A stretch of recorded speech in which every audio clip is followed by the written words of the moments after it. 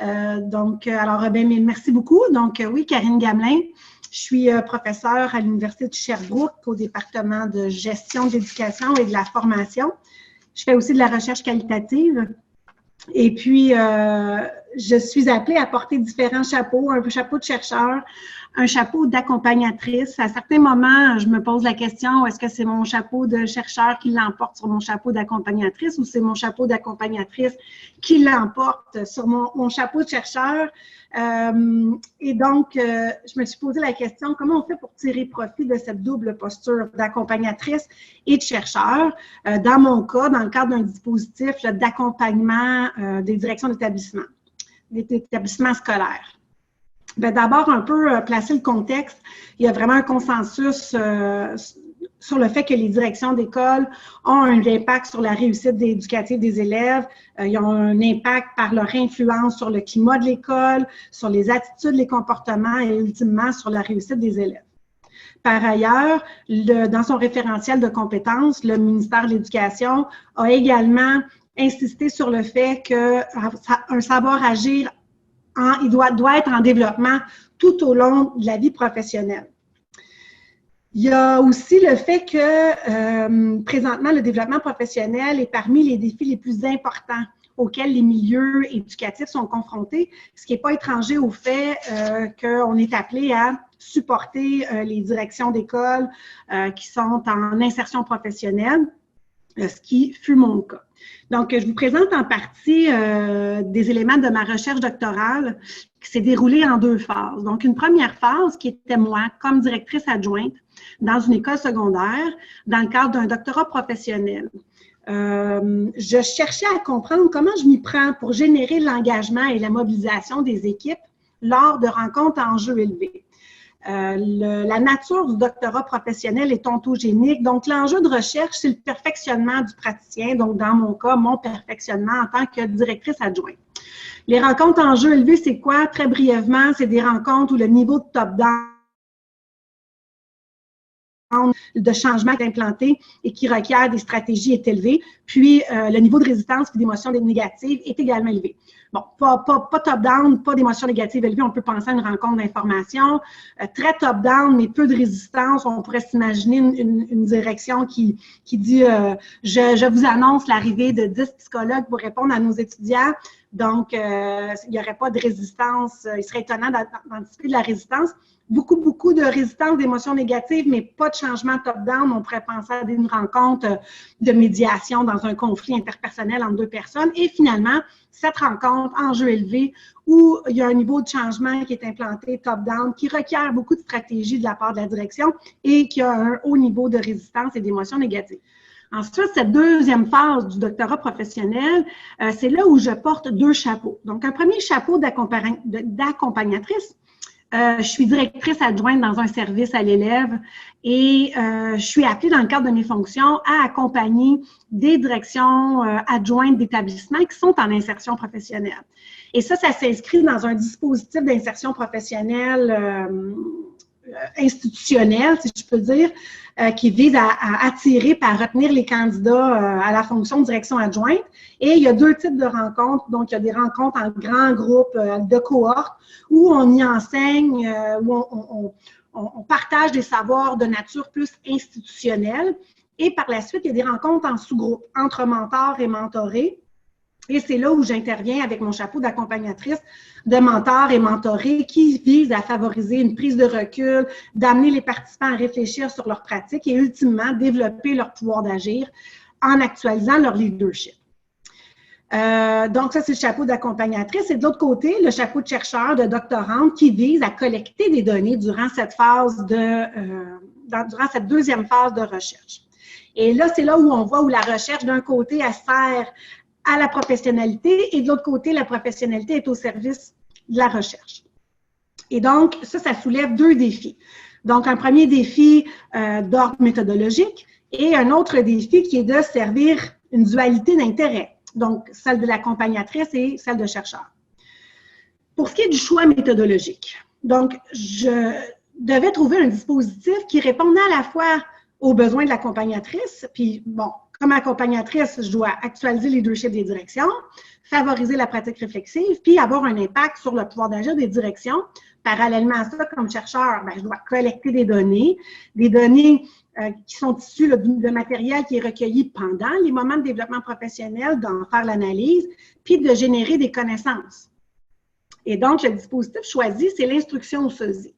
Je ne dirai pas dans les détails, dans l'explication du dispositif, puisque ce n'est pas l'objectif de ma présentation, mais je vais quand même l'effleurer.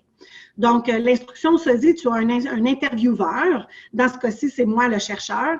Le chercheur et l'accompagnatrice, en fait. Donc, l'intervieweur et un interviewé. L'intervieweur formule une question à l'interviewé, une consigne, et lui dit « Imagine que je sois ton sosie et que je dois te remplacer dans tes fonctions. Quelles sont les directives, les indications que tu me donnerais pour que personne ne se rende compte de la substitution? » Et puis, dans ce type d'interview, on se projette dans le futur, donc dans un moment futur qui s'en vient. Ça a été développé dans les années 70 par Ivar Odon pour accéder au travail réel, puisque le travail, ce n'est pas seulement ce qui est prescrit, mais c'est aussi tout ce que le travailleur fait sans savoir qu'il le fait, tout ce qu'il voudrait faire, mais qu'il ne peut pas le faire, ce qu'il fait sans même savoir qu'il le fait. Et donc, j'ai décidé de faire des équipes de 4 personnes. Donc, moi, j'avais 4 personnes à mentorer. Donc, je les ai placées en groupe dans des rencontres qui duraient plus ou moins 2 heures, qui étaient enregistrées, seulement la voix qui était enregistrée. Par la suite, je demande aux participants qui se portent volontaires là, pour débuter cette première instruction au sosie. Puis une fois qu'on a un volontaire, je formule la consigne que je viens juste de vous mentionner et on choisit le moment. Le moment qui va être utilisé pour parler, se projeter dans le futur, l'objet de préoccupation, comme disait Lorraine hier. Et cet objet de préoccupation-là devient un peu le liant entre le besoin du chercheur et le besoin de l'accompagnatrice. Puisque le choix du moment est imposé comme étant un moment, une rencontre en jeu élevé, moment emblématique du travail de direction qui doit mobiliser son équipe, qui doit favoriser la réussite éducative. Et par contre, le type de rencontre, le contenu de la rencontre, celui-là est à la discrétion là, du participant. Donc ensuite, là, s'ensuit l'interview qui dure environ 45 minutes. Puis dans l'interview, l'intervieweur va poser des questions pour vraiment s'attarder au comment et non au pourquoi. Et ensuite, il y a un échange en grand groupe qui dure environ 45 minutes. Puis le participant, après cette rencontre de groupe, seul à la maison là, ou au travail, peu importe, va réécouter l'enregistrement. Dans la méthode originale, il y a transcription du verbatim. Puis pendant qu'il y a transcription du verbatim, la personne va noter ses prises de conscience au moment où elle transcrit pour ensuite formuler un commentaire. Dans ce cas-ci, puisque c'est très, très chronophage de transcrire tout un entretien, les participants sont invités là, à se réécouter plutôt qu'à transcrire. Puis, de mon côté, là, comme le volet chercheur, moi, j'ai retranscrit les verbatims pour mes fins là, d'analyse. Et ensuite, il y a une rédaction de commentaires, puis on revient en grand groupe. Quand on recommence la session suivante, il y a un retour réflexif sur les prises de conscience de la personne qui a fait son interview, puis on recommence la boucle avec un autre volontaire et ainsi de suite.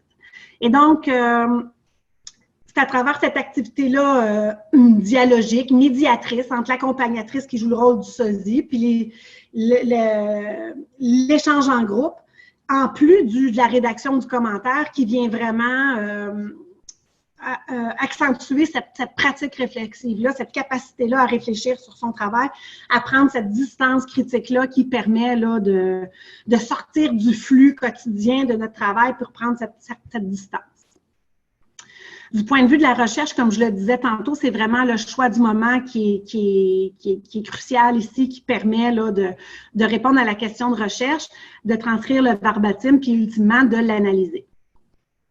Et donc, d'un côté, il y a le processus de recherche qui s'opère pour construire la théorie, un cadre conceptuel qui illustre comment les directions s'y prennent pour mobiliser leurs équipes, Et en même temps, il y a un processus de formation de changement et de changement, de réappropriation de l'éventail des possibilités d'action du métier de direction qui s'opère. Le deuxième défi, c'était de servir cette dualité-là entre le chapeau d'accompagnatrice et celui de chercheur. L'accompagnatrice, bon, développement professionnel des nouvelles directions, l'actualisation de leur leadership, de leur pouvoir d'agir, et de chercheur, déployer des activités de recherche qui aboutissent à des résultats de qualité. Et donc, cette première phase de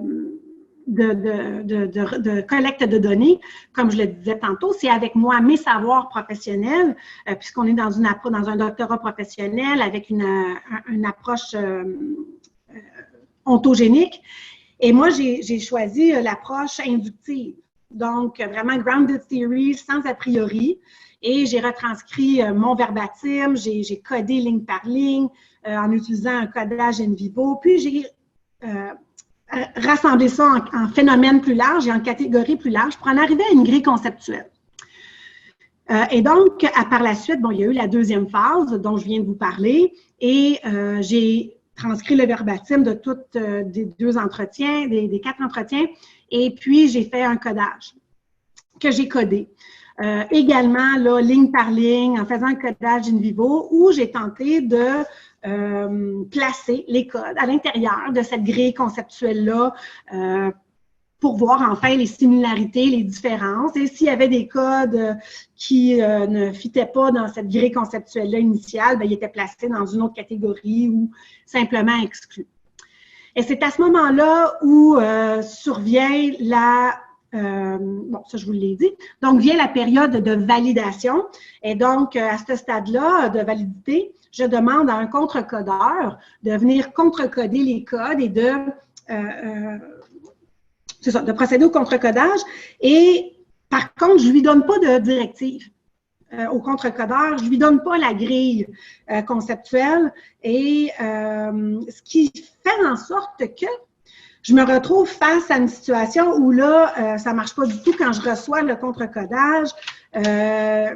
On est complètement à l'opposé. Disons que c'est un peu différent. Par exemple, il y a des codes comme être organisé ou être équitable que moi, j'ai catégorisé sous disposition personnelle, alors que le contre-codeur a fait une catégorie qui s'appelle gestion sociale.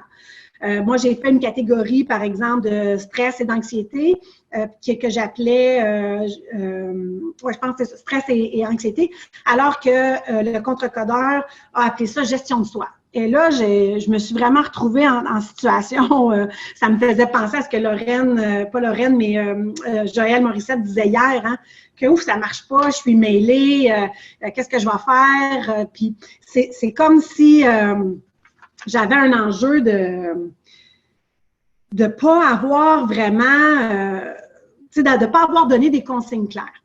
Par contre, là, je me suis mis à contre-coder le contre-codage, à repasser tout le texte en question et j'ai eu comme un flash, en fait. C'est comme si j'essayais la métaphore du clou et du marteau, hein, que c'est Maslow qui dit, bien, si le seul outil que tu as, c'est un marteau, on va avoir tendance à voir tout comme des clous. Et c'est comme si je forçais les codes dans des catégories prédéterminées, ce qui allait à l'opposé de l'approche inductive, de grounded theory. Alors là, ce que j'ai fait, c'est que je suis retournée à la base de l'approche inductive en me penchant sur les chercheurs là, qui ont pas mis à jour cette recherche-là, mais les plus saillants, disons. Et donc, il y a 3 éléments importants qui ont retenu mon attention. D'écrire avec des mémos, des diagrammes pour pouvoir illustrer les concepts, les relier graphiquement. Coder avec des gérondifs pour détecter le processus, comment les directions s'y prennent pour mobiliser leurs équipes, bien, c'est exactement ce que je cherchais. Et finalement, la sensibilité théorique. La sensibilité théorique, c'est super important, puis c'est un des points les plus importants pour pouvoir tirer profit de ce double chapeau. C'est cette tendance personnelle et le tempérament à maintenir une distance analytique, à tolérer la confusion et la régression, tout en restant ouvert. Là, quand j'ai lu ça, je me dis, bien, je dois être pas pire parce que clairement, je suis mêlée et clairement, j'ai l'impression de retourner en arrière. Et bon, en même temps, on doit se fier au processus préconscient et à l'émergence conceptuelle. On doit être capable de développer une vision théorique du domaine de recherche combinée à la capacité de faire quelque chose de ces idées-là, la capacité à conceptualiser, à organiser, à faire des connexions abstraites, à visualiser et penser de manière multivariée. Et donc là, j'ai recommencé du début, j'ai tout recodé avec Gérondif, donc en faisant ceci, en faisant cela, et puis j'ai relié les concepts graphiquement.